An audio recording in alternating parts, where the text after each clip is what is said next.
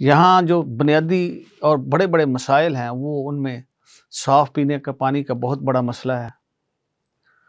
उसमें मैं कभी-कभी ये हल्के के हवाले से भी कहता हूँ कि जितने लोग इलेक्शन लड़ रहे हैं, मैं उनको दावत देता हूँ कि आ जाएँ, उन हलके के लोगों के बैठकर वो पानी पी लें, जो वो पीते हैं। पूरे 30 दिन रोज़ाना वो पानी पिएँ और पूरे 30 दिन उस एरिया में फिरें। तो आखिरी दिन जो वहाँ पे इनमें से ज़िंदा रहा, वो इलेक्शन लड़ लेगा।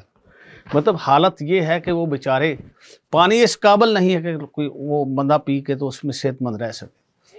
तो पीते बेचारे ज़िंदगी गुजार रहे हैं लोग।